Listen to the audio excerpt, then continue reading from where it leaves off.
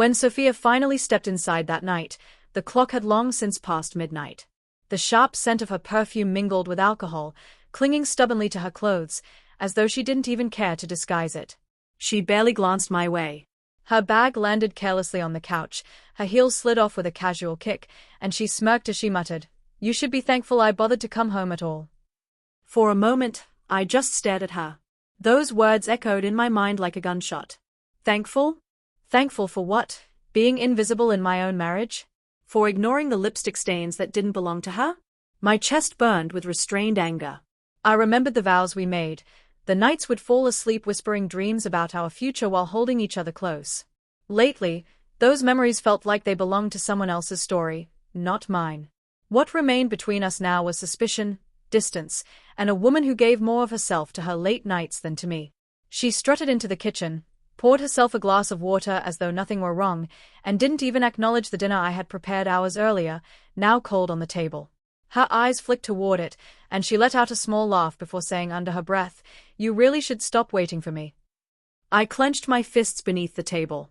Each late return, every dismissive look, every excuse had stacked up like bricks, forming a wall between us. And now she dared to mock me for still caring. Her phone buzzed on the counter. I caught the name before she snatched it up. Michael. Too fast. Too nervous. For a split second, her smugness faltered. That was the moment something inside me finally broke. I stood and spoke, my tone steady but ice cold. "Tell me, Sophia, why should I be grateful? You don't live here anymore." She froze, turning slowly as if she couldn't believe what I had just said. But I meant every word. This wasn't another argument. It was the end of my silence. Her jaw tightened, but she forced a hollow laugh. "What's that supposed to mean, David?" She tilted her head, trying to frame me as the unreasonable one. "It means this stopped being your home the moment you treated it like a hotel," I answered without blinking. "You walk in and out as you please. No love. No respect. I'm finished." For the first time in months, I saw fear flash in her eyes. She placed her glass down with a harsh clatter, water spilling over the rim. "Don't be ridiculous. You're imagining things. I'm just tired." But I had grown tired too. Tired of excuses, of cold nights, of her dodging every attempt I made to bring us closer again. Tired of watching her hide glowing screens filled with conversations I wasn't allowed to see. I stepped closer, lowering my voice. "Exhaustion doesn't explain coming home smelling like another man's cologne." Her face went pale. She tried to scoff, but the sound cracked midway. "You're paranoid, David. Always twisting things." I shook my head. "No, Sophia. I've twisted myself into not trying to please you, trying to believe lies, clinging to something that died long ago. But tonight, you made it clear. You told me I should be grateful you even showed up. That was all I needed to hear." Her arms folded across her chest, but her trembling hands betrayed her. "So what, you think you can just throw me out? After everything we built?" I laughed bitterly. "Built? You've been tearing it down piece by piece. I just finally realized I've been standing in the rubble." Silence spread thick between us. Her phone buzzed again. The same name lit up the screen, Michael. She looked at it, then at me, and I saw the battle warring inside her. That was the final proof I needed. I pointed toward the door. "Go to him. You already left me a long time ago. Tonight just made it official." Her lips parted, but no words came.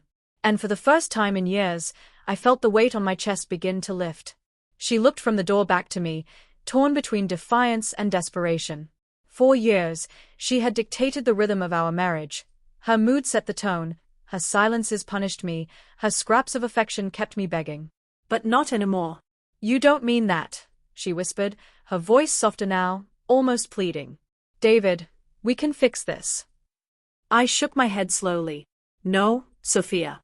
You can't repair what you never valued. I asked for honesty, for love, for respect. You gave me excuses, lies, and smugness when you stumbled home past midnight. That isn't marriage, it's cruelty." Tears welled in her eyes, but I no longer trusted them.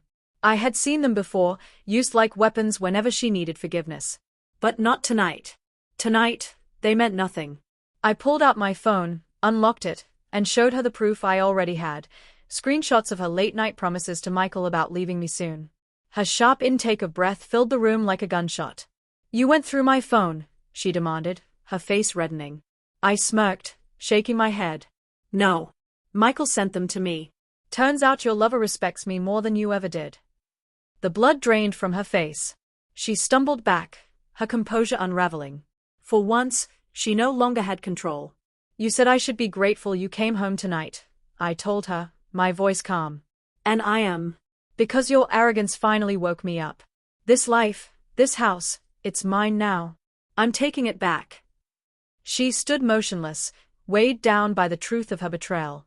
I walked past her, opened the door, and held it wide. Go, I said simply.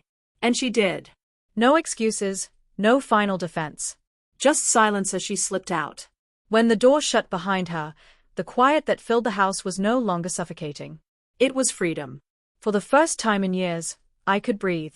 And though the scars would stay, I understood something clearly. That night, I hadn't lost a wife. I had finally regained myself.